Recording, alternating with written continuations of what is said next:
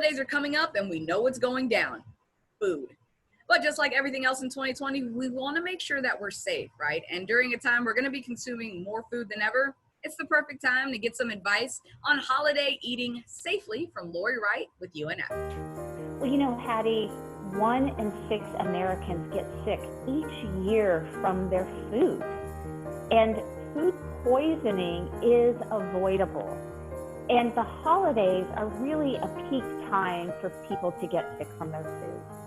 And when you think about the individuals that are most likely to get sick or really sick from food poisoning, it includes children, our older adults, our pregnant moms, and also anybody that's going through some type of treatment that affects their immune system, like cancer. So these are the most vulnerable people, and often our family members that are visiting us. So food safety is incredibly important during this time.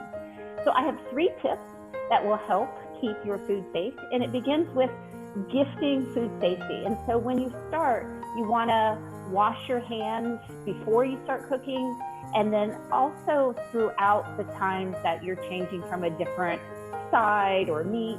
Wash your hands frequently. Clean the surfaces before you start and in between dishes. That's really important. Use 2 cutting boards, 1 for produce and 1 for raw meat. Keep them separate. It's when those mix that we get into the danger times. And then finally, want to avoid raw cookie dough, anything with raw eggs. As much as you might have memories of licking the spoon when your mom was making cookies or muffins, you want to avoid that raw dough that has the uncooked eggs for safety. The second tip is what to do with your bird. So you want to defrost your bird appropriately. Don't leave it out on the counter, last minute rush to, I haven't defrosted it, so you leave it out for days. You want to put it in the refrigerator about 4 days ahead of the holiday so that it defrosts naturally. The other thing you want to do with your bird is you want to use a thermometer to make sure it's cooked to the proper internal temperature, which is 165 degrees for turkeys. Now, you can either have your own meat thermometer, or many turkeys nowadays are sold with the thermometer in there just to make sure. Remember, the eye is never a good thermometer. You really want to go with the real thing.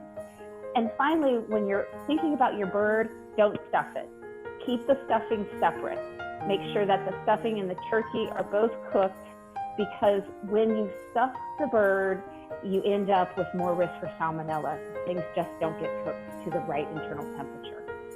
And the third tip is to love your leftovers. Who doesn't love some turkey the next day? But you want to make sure that those leftovers are safe. So refrigerate your leftovers as soon as possible. Don't leave them out more than 2 hours. And when you are refrigerating your leftovers, put them in smaller Tupperware containers.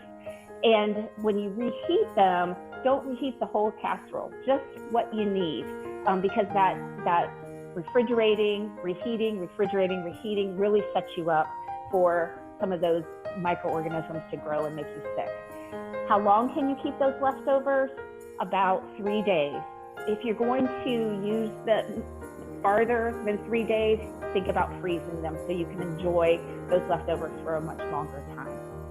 So by following these tips, you can keep your loved ones safe and really enjoy your holiday foods. I love it. I'm already looking forward to leftovers. I don't have any stocked up yet, but I'm definitely looking forward to it already. This has all been very great information, Lauri. Can you tell our viewers where they can go to learn more? You can go to eatright.org for more food safety tips. Thank you so much for your time, and happy holidays. Happy holidays. You can always find this segment and more on our website at firstcoastliving.net.